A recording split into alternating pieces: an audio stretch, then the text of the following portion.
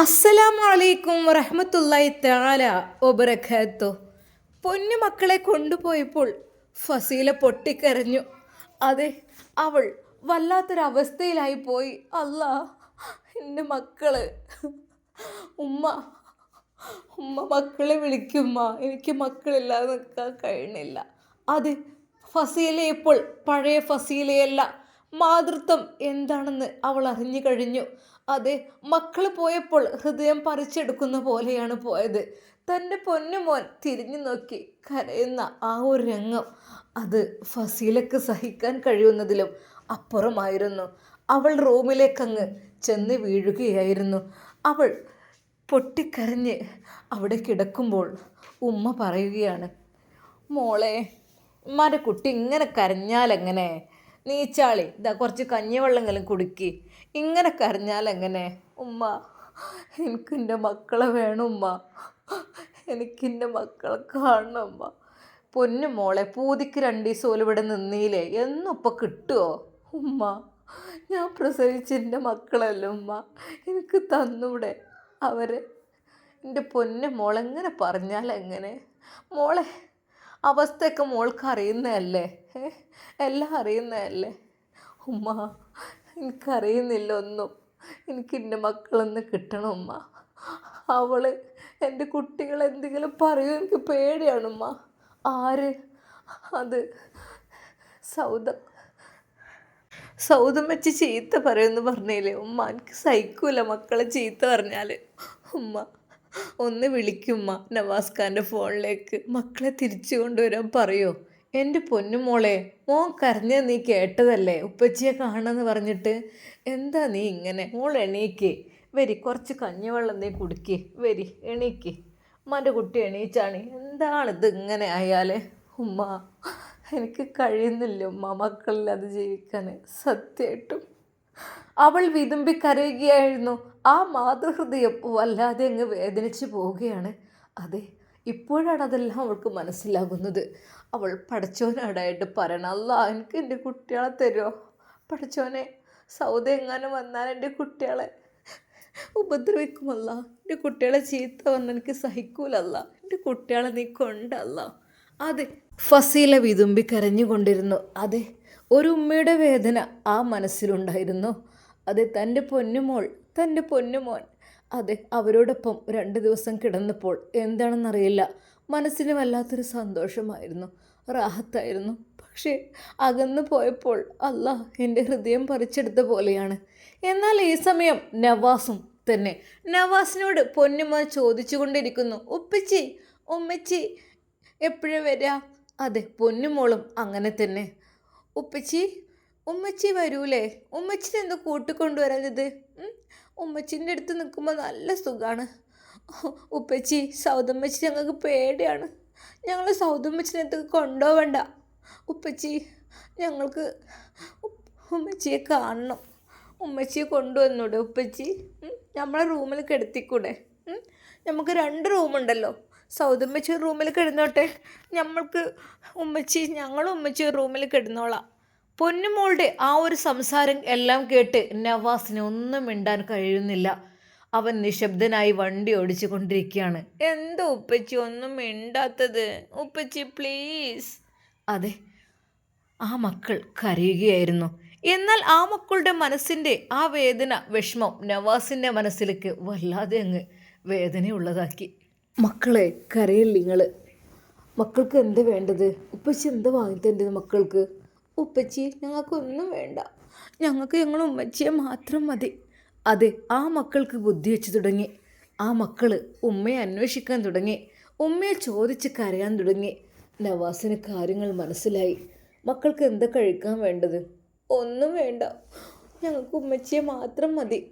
എന്നാൽ ആ മക്കൾ അവിടെയൊന്നും വണ്ടി നിർത്താൻ കൂട്ടാക്കിയില്ല. സാധനങ്ങൾ വാങ്ങുവാൻ വേണ്ടി ഇറങ്ങിയപ്പോഴും അവർ കരച്ചിലായിരുന്നു. വേണ്ട ഉപ്പച്ചി, ഞങ്ങൾക്കൊന്നും വേണ്ട, ഉമ്മച്ചിയെ കൊണ്ടുവന്നാൽ മതി.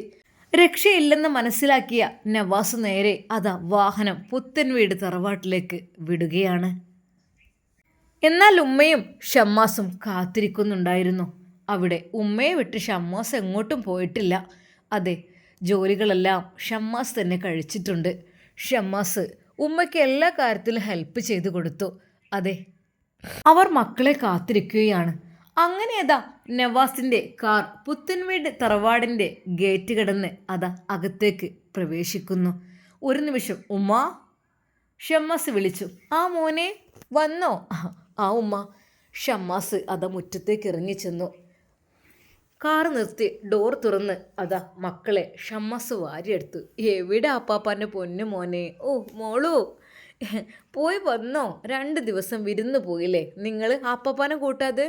അപ്പപ്പ അവിടെ ഞങ്ങൾ ഉമ്മച്ചിണ്ട്, പക്ഷേ ഉമ്മച്ചിനെ ഉപ്പച്ചി കൊണ്ടുപോകുന്നില്ല എന്ന് പറഞ്ഞ് ആ പൊന്നുമോൾ വിതുമ്പിക്കരഞ്ഞ് അതാ ഷമ്മാസിൻ്റെ അടുത്തേക്ക് വീണു. ഏയ് കരയണ്ട, ആപ്പാപ്പാൻ്റെ കുട്ടി കരയല്ലേ, എന്തതിങ്ങനെ കൊച്ചു കുട്ടികളെ പോലെ കരയുന്നത്? നീ വലിയ താത്തയല്ലേ, വലിയ താത്ത ഇങ്ങനെ കരയാൻ പാടുണ്ടോ? ആപ്പാപ്പാൻ്റെ കുട്ടി വന്നാണേ വരി. അപ്പാപ്പ ഞങ്ങൾ ഉമ്മച്ചിയെ കൊണ്ടുവരാൻ ഉപ്പച്ചിനോട് പറ അപ്പാപ്പ. പറയാട്ടോ, ഇൻഷാ അല്ലാ ഒക്കെ പറയണം. മോനു എവിടെ അപ്പാപ്പാൻ്റെ കുട്ടി? നല്ല മോനാണ് അല്ലേ? അപ്പോഴേക്കും ആയിഷുമ്മ പടച്ച് തമ്പുരാനേ എൻ്റെ കുട്ടിയാൾ വന്നിക്കണോ? അല്ലാ പഠിച്ചോനെ. ഉമ്മ ഓടി വന്ന് അതാ പൊന്നും മോനെ വാരിയെടുത്ത്. എവിടെ ഉമ്മാൻ്റെ കുട്ടി? എവിടെയായിരുന്നു പച്ചോനെ? കണ്ടിട്ടില്ലല്ലോ. ഓ, ഉമ്മക്ക് വലിയ വേദനയായിരുന്നു അവരുടെ കാര്യത്തിൽ. ഉമ്മ ഇല്ലാത്ത മക്കളല്ലേ എന്ന് കരുതിയിട്ട് ഉമ്മ ഒരുപാട് അവരെ സന്തോഷിപ്പിക്കാറുണ്ടായിരുന്നു.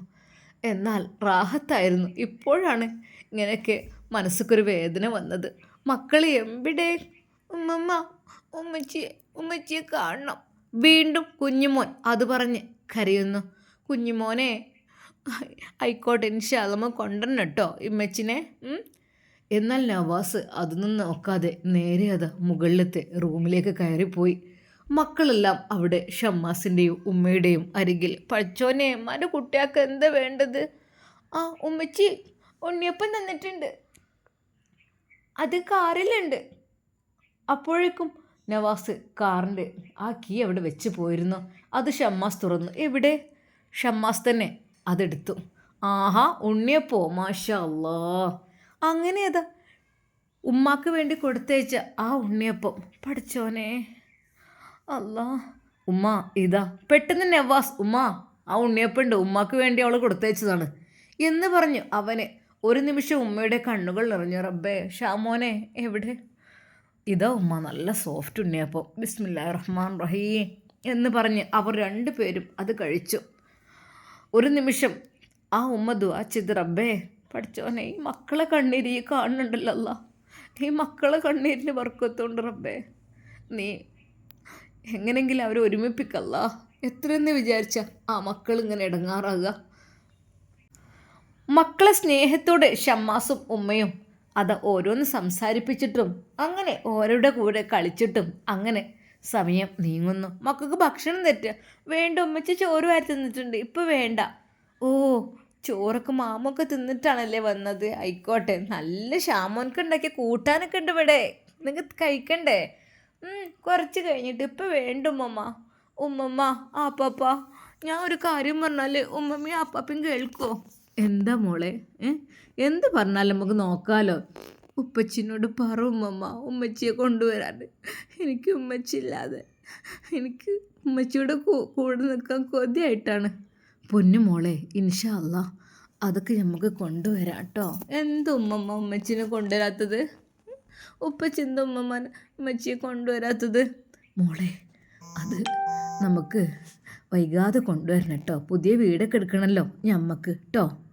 എന്നാൽ നവാസ് തൻ്റെ റൂമിലേക്ക് കടന്ന് വാതിലടച്ച് കുറ്റിയിട്ട് അവിടെ പൊട്ടിക്കരയുകയായിരുന്നു. അതെ, തൻ്റെ ഒരു അവസ്ഥയോർത്ത്. അല്ലാ, ഫസീലയുടെ ആ ഒരു ശബ്ദം അത് കേട്ട് ഞാൻ ശരിക്കും കേട്ടപ്പോൾ എൻ്റെ മനസ്സിനുള്ളിലേക്ക് എന്തൊക്കെ കടന്നു വന്നു. മക്കളാണെങ്കിൽ അവളെ കൊണ്ടുവരണമെന്ന് പറയണം. അല്ല, ഞാൻ എന്താ റബ്ബേ കാട്ടുക? ഞാൻ എന്താ ചെയ്യുക റബ്ബേ?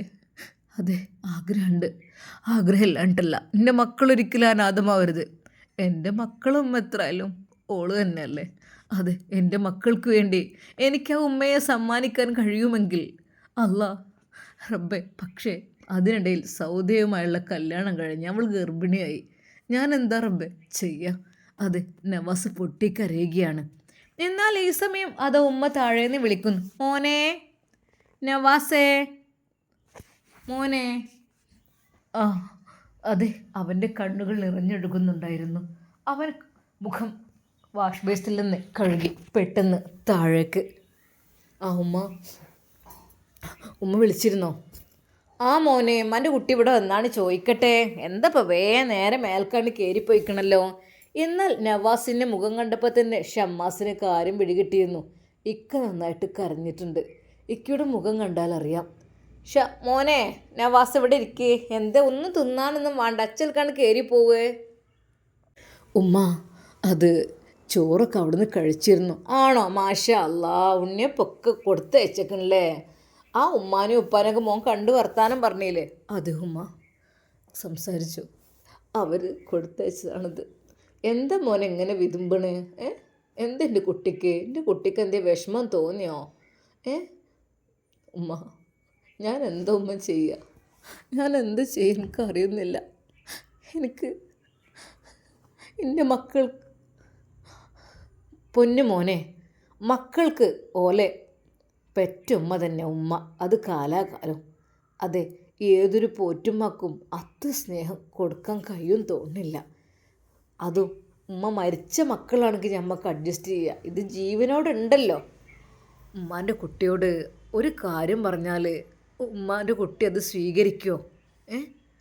ഉമ്മ പെട്ടെന്നതാ ഫോൺ ബെല്ലടിക്കുന്നു. നവാസ് ഉത്തരം പറയുമ്പോഴേക്കും അതാ ഫോൺ അടിച്ചു.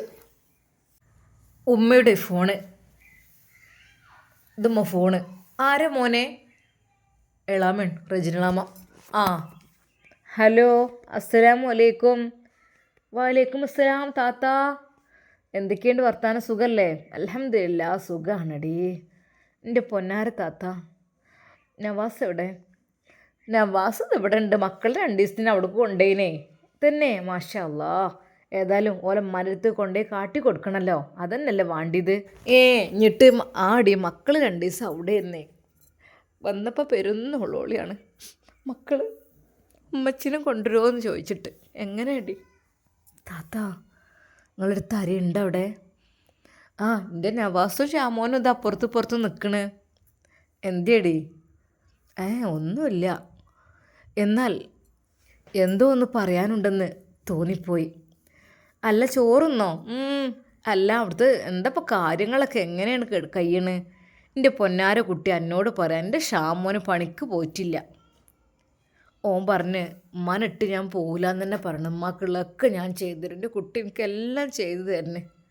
ഉമ്മ എന്നോട് പറഞ്ഞു, ഉമ്മ ഒരു വേലക്കാരിയും വേണ്ട, ഞാൻ പോരെ നിങ്ങൾക്ക് മരുമകളായിട്ടും മകളായിട്ടും വേലക്കാരിയായിട്ടും എന്നൊക്കെ പറഞ്ഞ്. ഏതായാലും അതന്നെ താത്ത, സ്നേഹമുള്ള മക്കളുടെ അതിനൊക്കൂല. എന്നാൽ പിന്നെ ഒരാളെ കണ്ണും മോറും കാണണ്ടല്ലോ. ഏതായാലും പൊന്നാര താത്ത, ഒന്നങ്ങോട്ട് അവിടേക്ക് ഒന്ന് മാറി, അല്ല ഞാൻ പിന്നെ വിളിച്ചട്ടാ. അല്ല എന്തി റജിയെ? ഉമ്മ ഫോണുമായി അത് അടുക്കളയിലേക്ക് പോയി. അല്ല സൗദ എന്തേ വന്ന് ഇങ്ങോട്ട്? അല്ല സൗദനെ നവാസ് എന്തേലും കാട്ടിയോ? ഓളെന്തേ പെട്ടെന്നുണ്ട് പോന്ന്?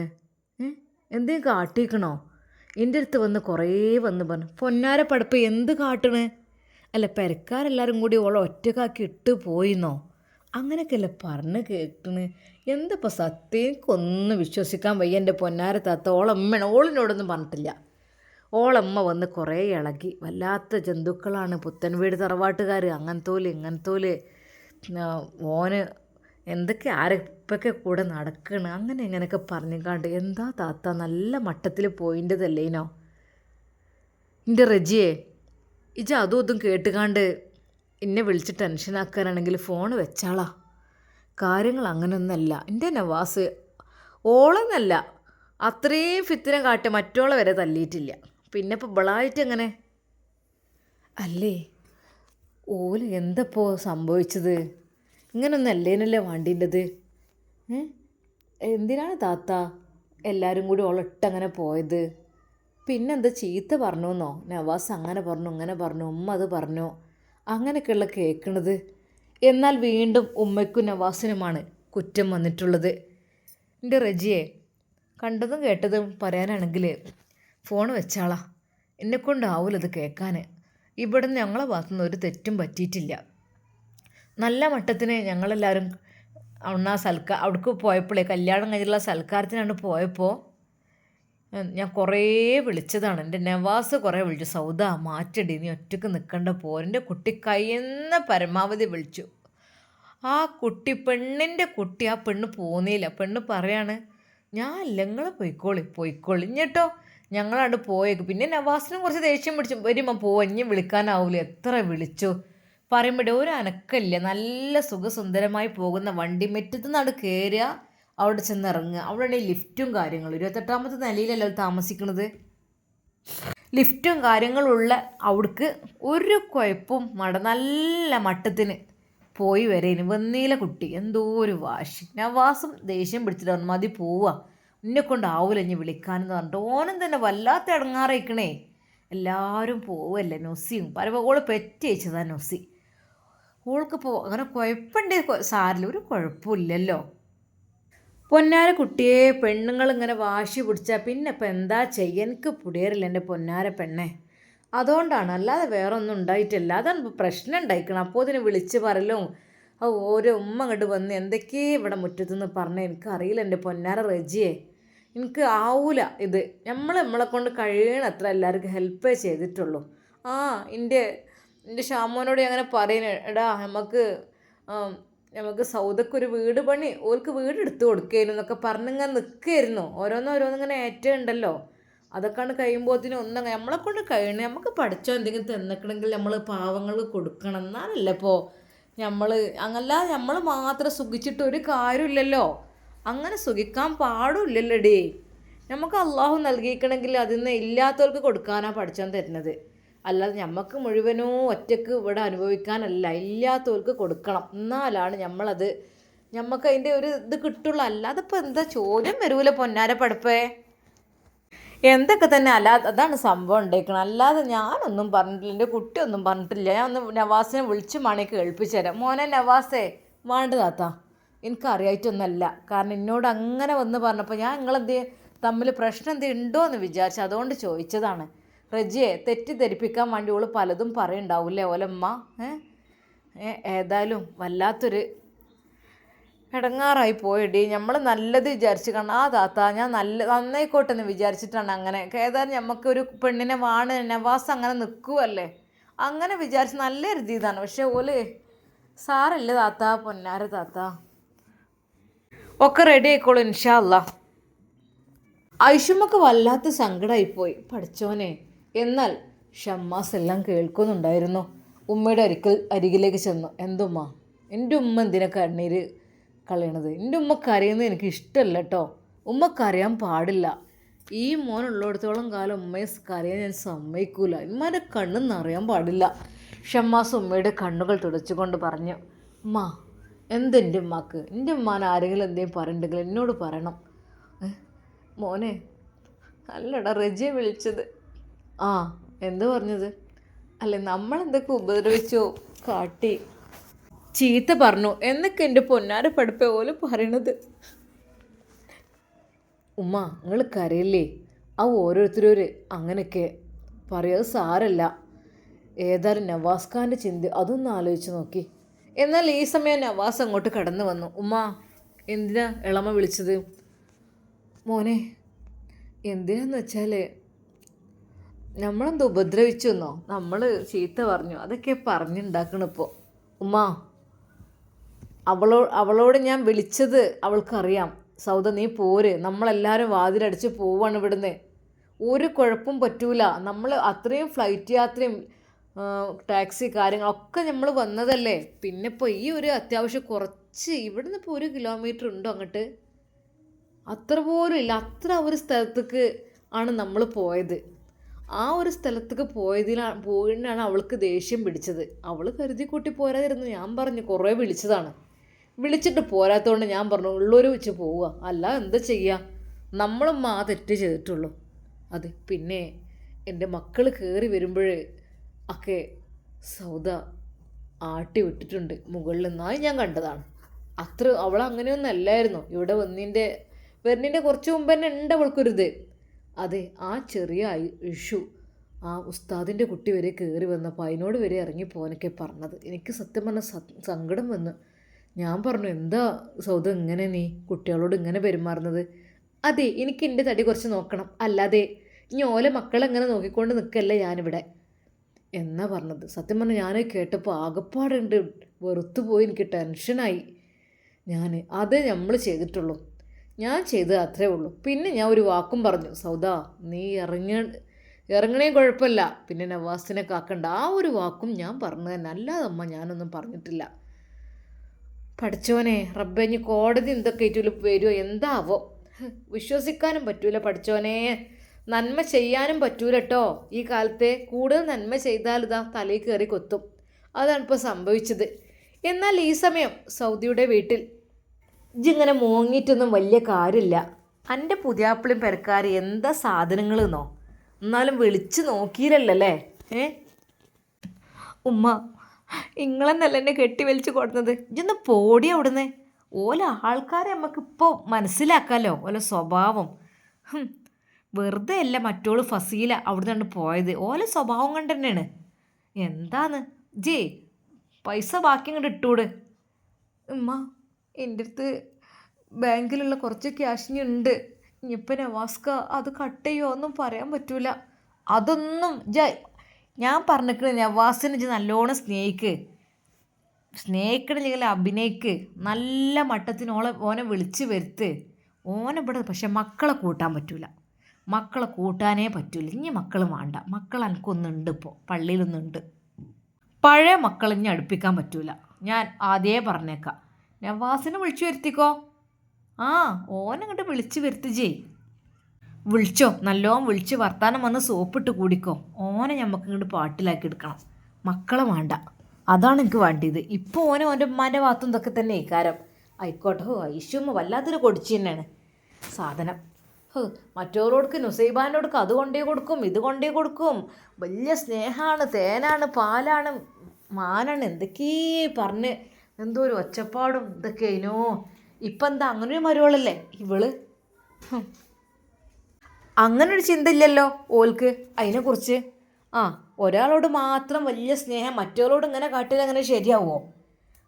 എന്താന്നില്ലേ തള്ളക്ക് നല്ല അങ്ങോട്ടും ഇങ്ങോട്ടും അത് നല്ലോണമുണ്ട്. കുറച്ചൊക്കെ ഒരു അന്തസ്സുള്ള പെണ്ണുങ്ങളാണെങ്കിൽ ആ പണി ചെയ്യൂല. ഇപ്പോൾ കണ്ട വിളിയില്ല, തെളിയില്ല, ഒന്നുമില്ല. എന്താണ് റെജിനാനോട് കാര്യങ്ങളൊന്നും പോയി പറയാണ്ട് കുറച്ചും കൂടി റെജിന വിളിച്ച് പറയാണ്ട് പറയട്ടെ. ഉമ്മ ഇനി നിങ്ങൾ പോലി, ഉമ്മ ഇനി നിങ്ങൾ പോലി, നിങ്ങൾ എന്നെ വിചാരിച്ച് പോയി. എന്താടി അന്നെ വിചാരിച്ച് പോകാൻ? എനിക്ക് കുറച്ച് കാര്യങ്ങൾ പറയാണ്ട് ഓലോട്. എനിക്കത് ആ മട്ടത്തിന് കിട്ടണം. എനിക്ക് വലിയ ചിലവ് തരുന്നുണ്ടോ? ഇപ്പോൾ ഒരു 4 ദിവസം സൈക്കിളല്ലേ വന്നിട്ട്. എന്തെങ്കിലും ചിലവിൻ്റെ വർത്താനോ അല്ലെങ്കിൽ എന്തെങ്കിലും ആശുപത്രിക്ക് പോകണോ കാര്യങ്ങൾ എന്തെങ്കിലും ചോദിക്കണ്ടോ? ഒന്നുമില്ലെങ്കിൽ ഓരോ കുട്ടി വിടല്ലേ. ഇങ്ങനെ ആയാലും എങ്ങനെ? അതൊക്കെ ചോദിച്ച് വാങ്ങന്നെ വേണം. വിളിച്ചൂടെ അങ്ങട്ട് എൻ്റെ പുതിയാപ്പിൾക്ക്. ഉമ്മ ഫോൺ എടുക്കണില്ല. എടുക്കുന്നില്ല. എൻ്റെ ബുദ്ധിമോശമാണത്. അങ്ങനെ പാടില്ല. ആണുങ്ങളെ എൻ്റെ വരുതിയിലാക്കാച്ച് നോക്കണ്ടീനു. ഇജാ കുട്ടികളെ നോക്കി അവിടെ നിന്നു, ഓനച്ച് പാട്ടിലാക്കിയില്ല. ഉമ്മങ്ങൾ എന്തീ പറയണത്? ഞാൻ എന്നെക്കൊണ്ട് കഴിയുന്ന രീതിയിൽ കുട്ടികളെ അടുപ്പിച്ചിട്ടില്ല.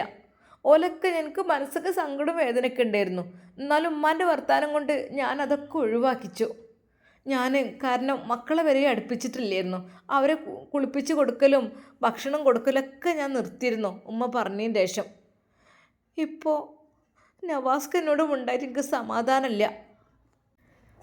നവാസിനിപ്പോൾ എന്താ, ഓനിപ്പോൾ ഇന്ന് കഴിഞ്ഞാൽ നാളെ വേറൊരു പെണ്ണിനെ കിട്ടും. അങ്ങനെയാണ് ഓൻ്റെ കഥ. ഓനോ എന്താന്നില്ലേ, ഞാൻ റെജിനാനോട് കുറച്ച് കാര്യങ്ങൾ പറയട്ടെ.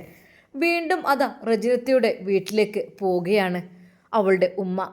റെജിന ആര് താത്തേ? ശരിക്കും അവരെ കണ്ടപ്പോൾ റെജിനത്താക്ക് ഒരു നിമിഷം എന്തോ തോന്നിപ്പോയി. താത്ത എന്തേ? പൊന്നാറ റെജിന, ഇജ്ജ് വല്ലാത്തൊരു ചതിയിലാണ് ഞങ്ങളെ പെടുത്തിയത്. എന്ത് താത്ത? അതെ, നവാസിനെ കൊണ്ട് ഇജ്ജ് കെട്ടിച്ചപ്പോൾ എന്തൊക്കെയാണ് പറഞ്ഞിട്ടുണ്ട്. നല്ല ചെക്കനാണ്, നല്ല സ്നേഹമാണ്, അങ്ങനെയാണ് ഇങ്ങനെയാണ്, തേങ്ങയാണ് മാങ്ങയാണ് എന്നൊക്കെ പറഞ്ഞിട്ട് ഇപ്പോൾ ഓൻ വിളിക്കണ പോലും ഇല്ല. ഇങ്ങനെ ഒരു പെണ്ണിനോട്, ഗർഭിണിയായ പെണ്ണിനോട് പെരുമാറുക. ഇതിനൊക്കെ ഞങ്ങൾ കേസ് കൊടുത്താലുണ്ടല്ലോ ഓൻ ജയിലിൽ പോയി കിടക്കും. അതാ ഉണ്ടാല്. പൊന്നാര താത്ത, നിങ്ങൾ കേസും കൂട്ടൊക്കെ ആയിട്ട് എവിടുക്കാ പോണത്? കാര്യങ്ങൾ മനസ്സിലാക്കാതെ നിങ്ങൾ എന്ത്? റെജിന, നിങ്ങൾ കുറച്ച് ഉള്ളവരാണ്, എനിക്ക് നന്നായിട്ട് അറിയാം. ഞങ്ങൾ കുറച്ച് പാവങ്ങളുമാണ്. പക്ഷെ ഇപ്പം ഞങ്ങൾ അങ്ങനല്ല. ഇപ്പം ഞങ്ങളൊപ്പം തന്നെ ഞങ്ങളും എത്താൻ നിൽക്കുന്നുണ്ട്. ഒരിക്കലും ഞങ്ങളെ പാവങ്ങളാന്ന് കരുതി നിങ്ങൾ ചവിട്ടി താത്താൻ നോക്കണ്ട. ഞങ്ങൾക്കും ഉണ്ട് അവകാശങ്ങളും കാര്യങ്ങളൊക്കെ. താത്തങ്ങൾ എന്താ പറയണത്? എനിക്ക് മനസ്സിലാവില്ല. ഇജോളെ ആയുഷ്മാൻ അഞ്ചത്തിയല്ലേ? എൻ്റെ ഗർഭിണിയായ മോൾ ഇവിടെ വന്നിട്ട് കുറച്ച് ദിവസമായിട്ട് എന്തെങ്കിലും ഒരു വിളിയോ അല്ലെങ്കിൽ കുറച്ച് പൈസ അയക്കുക, കുറച്ച് ചിലവിന് എന്തെങ്കിലും കൊടുക്കുക ചെയ്തിക്കണോനെ? ഇല്ലല്ലോ. അതാണോ അങ്ങനെയാണ് ഒരു പെണ്ണിനോട് ചെയ്യുക? ശരിക്കും റജിന ഞെട്ടിപ്പോയി.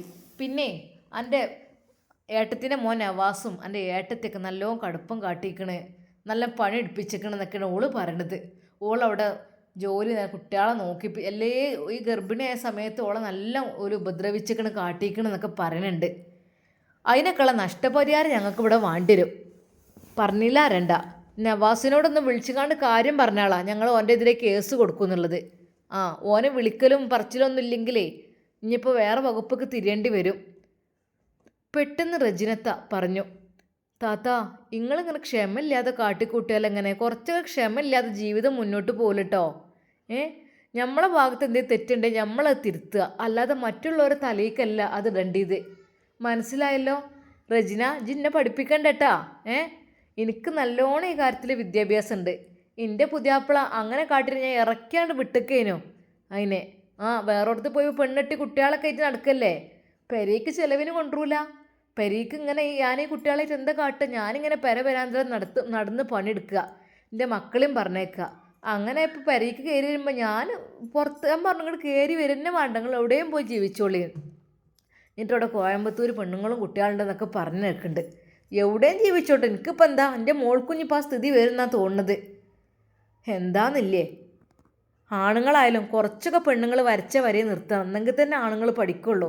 മറ്റേതുപോലെ ഇഷ്ടം പോലെ ഇക്കാരം. ഇപ്പം എൻ്റെ പുതിയാപ്പിള കൊണ്ട് കയറൂല. എന്നാലും ഞാൻ പറയും ചിലവിനുള്ള പൈസ ഇവിടെ തന്നോണ്ടിന്ന് പറഞ്ഞേക്കണേ.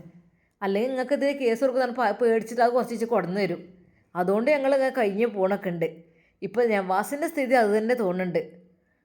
എന്താന്നില്ല, എന്തൊക്കെയായിരുന്നു കല്യാണം കഴിച്ചത് പറഞ്ഞിട്ടുണ്ട്, അങ്ങനെയാണ് ഇങ്ങനെയാണ് തേനാണ് പാലാണെന്നൊക്കെ പറഞ്ഞിട്ട് ഇപ്പോൾ ഒന്നുമില്ല. താത്ത നിങ്ങളെ ഭാഗത്തുനിന്ന് തെറ്റുണ്ടോ? ഞങ്ങളെ ഭാഗത്ത് ഒരു തെറ്റുമില്ല. എൻ്റെ ഗർഭിണിയായ കുട്ടീനെ ഇട്ട് ഒരു എല്ലാവരും കൂടി അവിടെയും ഇവിടെ തെണ്ടാൻ പോയിക്കേനു. പിന്നെ പോരാത്തിന് ഓൻ്റെ വാക്കും എന്തൊക്കെ പറഞ്ഞേക്കണല്ലോ ഇറങ്ങി പോരുമ്പോൾ. അങ്ങനെയൊക്കെ പറയാൻ പാടില്ല പെണ്ണുങ്ങളോട്. ശരിക്കും ചൂടായിക്കൊണ്ടാണ് ആ താത്ത സംസാരിക്കുന്നത്. റജിനത്താക്ക് കാര്യം പഠിച്ചോനെ, ഈ താത്ത താത്ത പൊന്നാരി താത്ത ഞാൻ പറഞ്ഞു കേൾക്കി. ദാമ്പത്യ ജീവിതം അത് നമുക്ക് നമ്മളെ ജീവിതത്തിൽ പഠിച്ചോൻ നൽകിയ അനുഗ്രഹമാണത്. നമ്മൾ നല്ല മട്ടത്തിന് കുറച്ചൊക്കെ അഡ്ജസ്റ്റ് ചെയ്ത് എന്തെങ്കിലും തെറ്റും പിഴവും പ്രശ്നമൊക്കെ ഉണ്ടാവും സ്വാഭാവികമായിട്ടും. അതും ഒന്ന് അങ്ങോട്ടും ഇങ്ങോട്ടൊക്കെ ഒന്ന് അഡ്ജസ്റ്റ് ചെയ്ത് നമ്മൾ ജീവിക്കുക. ഒന്നുമില്ലെങ്കിൽ ഓളെ നല്ലൊരു ജീവിതം അവൾക്ക് കൊടുത്ത് ഇതുവരെ ഗൾഫിലും കാര്യങ്ങളിലൊക്കെ ഇനല്ലോ നല്ല മട്ടത്തിൽ ഓളെ കൊണ്ടുപോയില്ലേ? ആ ഒരു നന്ദിയെങ്കിലും കാണിക്കണ്ടേ നമ്മൾ? അതും മക്കളെ നോക്കാനെന്നുള്ള രീതിയിലല്ലേ അങ്ങനെ ജീവിച്ചതൊക്കെ. പിന്നെ ഇപ്പം എന്താ നിങ്ങൾ പെട്ടെന്ന് ഇങ്ങനെ ഇത് മാറിയാൽ? പെട്ടെന്ന് മാറിയൊന്നല്ല, ഓൾ തന്നെ മാറിയത്. പുത്തൻവീട് തറവാട്ടത്തെ മരുവോളാണ് എൻ്റെ മോള്, അല്ലാതെ അവിടുത്തെ വേലക്കാരിയല്ല. അപ്പോൾ അവൾക്കും കുറച്ച് അതിൻ്റേതായ നിലയും വിലയൊക്കെ ഉണ്ടാവും. അല്ലാതെ നിങ്ങൾ വിചാരിക്കുന്ന പോലെ ഓളെ കാലാകാലം വേലക്കാരിയാക്കി നിർത്താനൊന്നും പറ്റൂല. നിങ്ങൾ ഐഷുമാനോടൊന്ന് പറഞ്ഞു കൊടുത്തേക്ക്. നവാസിനോടെ ഒന്നിന് വിളിക്കാനും വരാനൊക്കെ പറയും. അല്ലാതെ ശരിയാവില്ല. ഇത് ഇവള് ഗർഭിണിയാണ്, അത് മറക്കണ്ടെന്ന് പറയും. അല്ലെങ്കിൽ അതിനുള്ള വകുപ്പ് തേടി ഞാനങ്ങോട്ട് പോകും. ഞാൻ പുറത്ത് ഇറങ്ങിയിട്ടില്ലേ, ഇറങ്ങിക്കഴിഞ്ഞാലുണ്ടല്ലോ പിടിച്ചാണ്ട് കൊണ്ടുപോലേക്കാരം. അതെ, എന്തൊക്കെ തന്നെയാലും പെണ്ണുങ്ങളെ ഭാഗത്ത് തന്നെയാണ് കോടതിയും കാര്യങ്ങളൊക്കെ. എന്തെങ്കിലുമൊക്കെ എഴുതി കൊടുത്താലേ ആണുങ്ങളെ തന്നെ പിടിച്ചുകൊണ്ടുപോവുക. എൻ്റെ കുട്ടിയെ ഉപദ്രവിച്ചതും ഐഷുമ്മ ചീത്തറിഞ്ഞതും ഉപദ്രവിച്ചതും പണിയെടുപ്പിച്ചതും ഈ ഗർഭിണിയായ സമയത്ത് ഒറ്റയ്ക്ക് വീട്ടിൽ പൂട്ടിയിട്ട് പോയതും ഒക്കെ എഴുതിയാണ്ട് കൊടുത്താലേ മറ്റൊരാണ്ട് വന്നാണ് കൊണ്ടുപോലേക്കാരം നിങ്ങളെ നവാസിനെ. അത് പറഞ്ഞുകൊണ്ട് ആ താത്ത ഇറങ്ങിപ്പോകുന്നു.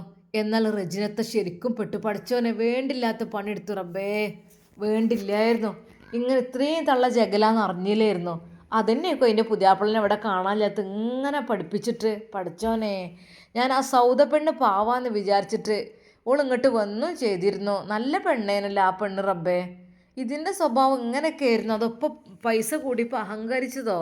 ആദ്യം ഈ തള്ളിയും പാവന്നെ അവിടെ പണിക്കൊക്കെ എല്ലാത്തിനും വന്നിരുന്നു റബ്ബേ. വല്ലാത്തൊരു പുതുമ. ഇവർ കുറച്ച് കിട്ടിയപ്പോൾ അഹങ്കാരം കൂടി റബ്ബേ. അല്ലെങ്കിൽ ഉള്ളവരെന്നും അങ്ങനെ ഓല അഹങ്കരിക്കാതെ അങ്ങനെ മട്ടത്തിന് നിൽക്കാറ്. ഇത് ഇല്ലാത്തവർക്ക് പെട്ടെന്ന് ഉണ്ടാവുമ്പോഴേ ഓൽക്ക് പിന്നെ ഓല ചിന്താഗതിയൊക്കെ മാറുകയാണ്. പഠിച്ച തമ്പുരാനെ വല്ലാത്തൊരു പുതുമായി പോയത്.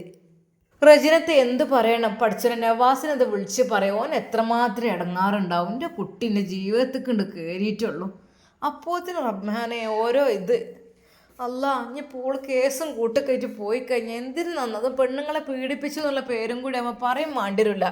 ഗർഭിണിയായ ഒന്നും കൂടിയും കൂടും ഓലെ വകുപ്പും ഇതൊക്കെ. പടച്ച തമ്പുരാനെ നീ കാക്ക്. റജിനത്തെ നവാസിനോട് എങ്ങനെ റബ്ബത് വിളിച്ച് പറയാം, ഐഷുമാനോട് എങ്ങനെ ഇത് വിളിച്ച് പറയാം. എത്രമാത്രം വിഷമം ഉണ്ടാവും ഇനിയിപ്പോൾ ഓൽക്ക് ഇതൊക്കെ അറിയുമ്പോൾ. ഒരു ജീവിതത്തിലൊരു സന്തോഷം വന്നതായിരുന്നു, അപ്പോഴത്തെ ഇതിങ്ങനെ പഠിച്ചോനെ. അല്ലെങ്കിലും നമുക്ക് യോജിച്ചേ പറ്റുള്ളൂ കേട്ടോ.